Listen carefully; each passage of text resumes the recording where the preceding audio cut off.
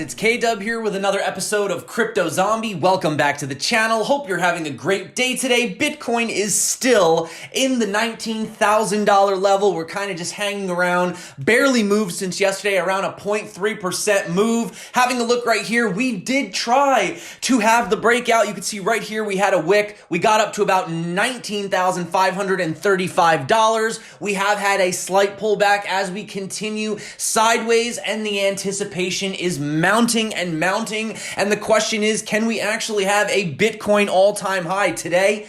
Maybe tomorrow, possibly by the end of this week? That is the big question. On everyone's mind, you have seen active addresses soaring. You have seen open interest hitting all-time highs. Google searches for Bitcoin, the highest we've seen all year. So are we getting a little too excited, or is this just the beginning? Well, I want to talk about a few things. Number one, we have the fact that Bitcoin has clearly been following gold for quite some time all this year. And finally, just in the past month and a half, you could see clearly Bitcoin has broken away from gold. Has the decoupling finally started? Well, I do want to talk about that. Also, the fact that we have the founder of Gold Bullion International actually super bullish on Bitcoin. He thinks that the price of Bitcoin could go to between 300 and 500,000 within the next 5 years, which is incredible, right? And also, could the Queen of England actually be showing some interest in blockchain? That's what we're going to talk about today. Today's video is going to be super quick. Also, I'll do a few altcoin updates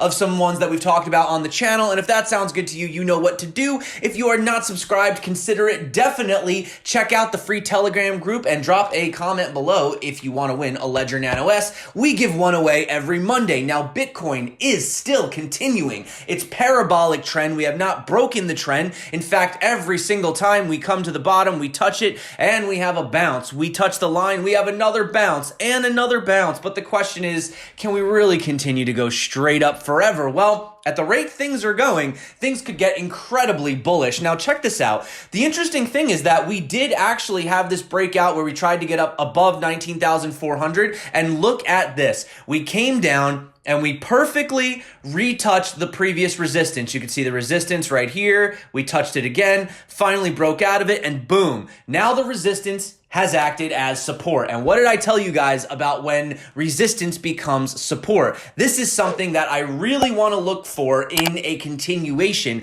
And we are still putting in higher lows and higher highs. Now, having a look at the higher lows and higher highs, you will notice that we did perfectly wick up to this level right here, which I did say we were starting to form an ascending channel, right? So we did get short-term rejected from that channel. Still good though, like I said, as long as you're putting in higher highs, right? The highs are higher and the lows are higher, higher low. So we might actually come down and retest back here, you know, right around the sort of $18,500 level before having the breakout, or we could just have the breakout today. That is possible, right? That's why I said, could we have it today? It's possible. I'm not saying it's going to happen, but it probably is going to happen very soon, because you can see we have put in a triangle right here with a breakout. Then we put in another triangle and we had a breakout. And right now we could be forming what looks to be another potential triangle. So we could go sideways a little bit more. Tomorrow is a holiday in the US, so you know that could affect things potentially. And then after that, maybe Friday, we could be looking for the big move, right?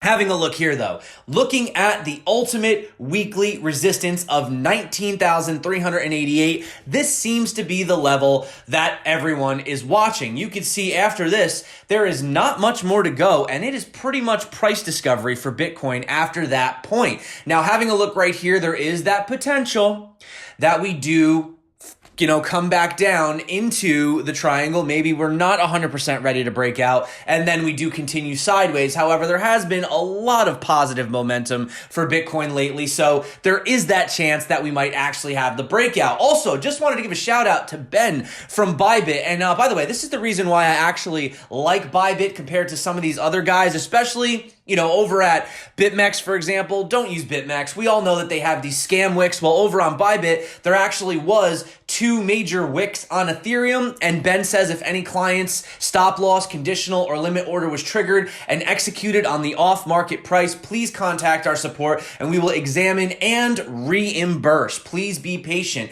So this is what, in my opinion, separates these guys from the rest. You know, they're not trying to scam wick anyone. You know, they realize there was an error and they're happy to reimburse. So definitely check out Bybit if you haven't, guys. This is not recommended for beginners, but you know, you can long and short Bitcoin and make a lot of money using leverage. Please be safe. I do have a tutorial popping up above, and there are links below. By the way, $610 in bonuses. Check that out if you are interested. But moving on to, speaking of futures and derivatives and in perpetual swaps, we have Bitcoin futures open interest on Binance hitting an all-time high of about 1.17 billion.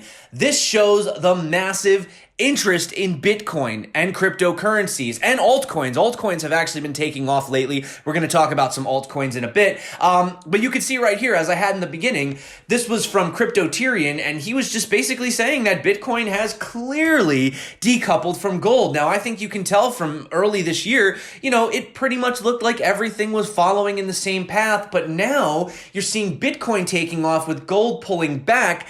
If Bitcoin is moving up as a safe haven asset and gold is considered a safe haven asset, you would think they would be moving up in tandem, but they're not. In fact, you're seeing a lot of interest from gold bugs looking into Bitcoin for the first time. In fact, we have Gold Bullion International co-founder Dan Tapiro believes that it's only a matter of time before Bitcoin's price surges into the 6-figure threshold. He says in the next 5 years, I could see gold at maybe $4,000, so that's double, right? But if gold is at $4,000, Bitcoin is probably somewhere between 300,000 and 500,000. So that's a 20 to 30x from the prices today. Tapiro believes that institutional investors and finance whales are likely to invest between about 5% and 15% of their total portfolios into Bitcoin, and noted that the sector was currently worth about $100 trillion.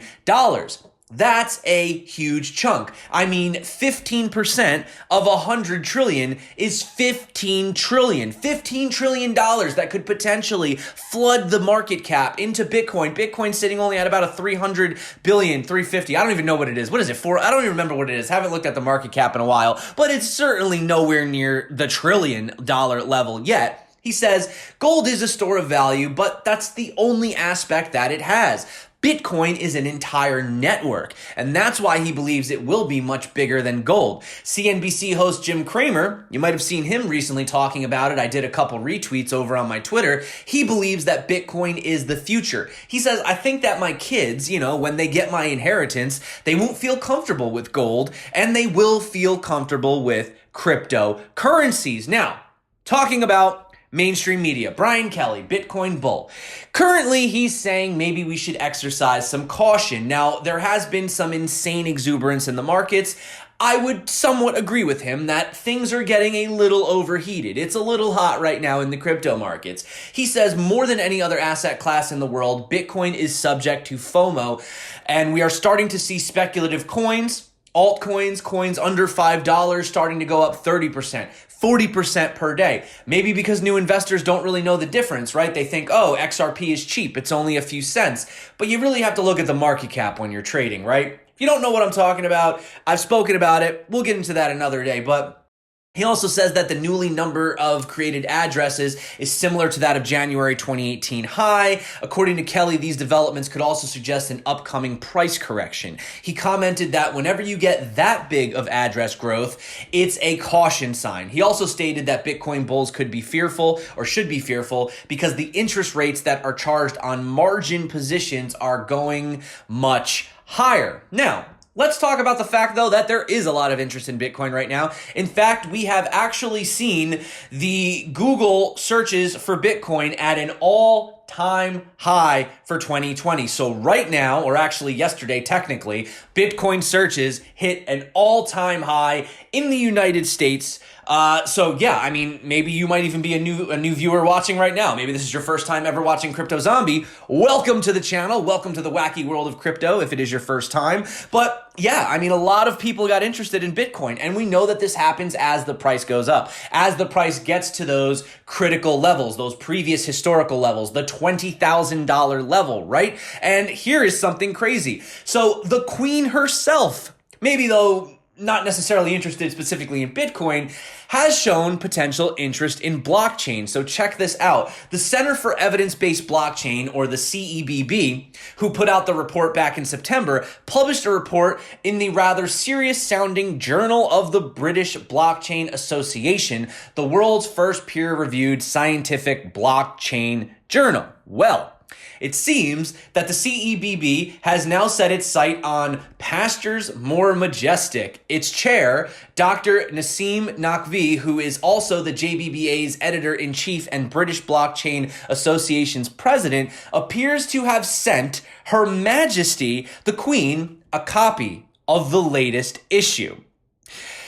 Not saying that this is necessarily bullish for Bitcoin, but it does show that she was interested to learn about blockchain, right? It says she was interested to learn that the publication is the first open access blockchain publication research journal available both in print and online. So could we be hearing the Queen loading up on Bitcoin, becoming a Bitcoin bull?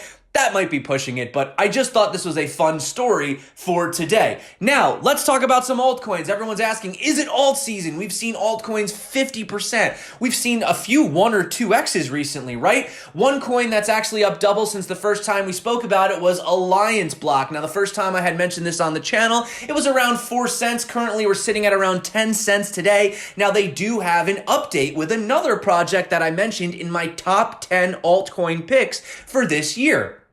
Ocean Protocol. So Alliance Block has announced a strategic partnership with Ocean Protocol, the leading developer of powerful Web3 apps for the emerging data economy. And I told you guys how important data was going to be. In fact, in my video that I put out June of this year, I had spoke about why Ocean Protocol was one of my top picks. At around that time, it was sitting at around 7.5 cents. And currently today, it is around 52 cents. So that was a very nice increase if you were able to get in on that. But getting back to the news, Alliance Block is looking to build a data pipeline on top of Ocean where user data like, KYC, AML will be stored, and users will be able to use role-based access control to give access and revoke access to data. So this product is part of Alliance Block's use case to bridge traditional finance and decentralized finance applications by providing illiquid asset short-term financing to high net worth individuals at private banks. And I expressed to you guys why it is unbelievably important for us to get the decentralized finance world connected to the centralized finance world. We need to build the infrastructure. We need to build the pipeline. So through Ocean Protocol, retail banking APIs will be able to connect to DeFi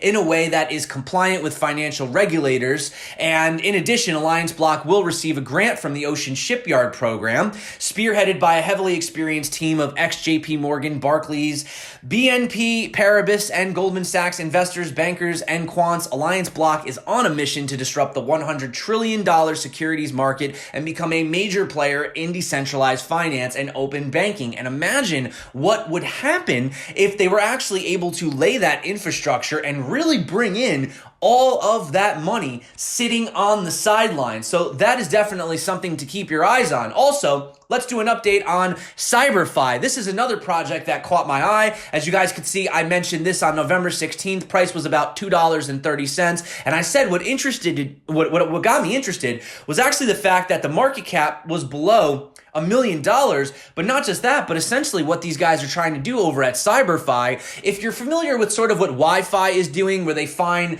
the best, yield that you could be farming, etc. Well, CyberFi is sort of doing something similar, except rather than have it sort of pre-programmed into it, it's actually on chain with different parameters that you yourself can set. And that's what I really like about these guys. And currently today, like I said, $2.30. They're up 45% today, $5.50 at a $3 million market cap. I still think that this has a lot more to go. And the big news today is that they integrated with Unilend platform, introducing automated DeFi money markets. Now, They go on to say that from top 4 projects on DeFi Pulse, if you look at it, you have 3 of them lending. We have Aave, Compound, and Maker. They have a total of $5 billion worth of locked crypto assets. So we know the importance of this, right? Unfortunately, the management of these assets is manual, leading to all kinds of potential risks, but mainly high inefficiencies due to information asymmetry. So Unilend will pave the way for greater lending products,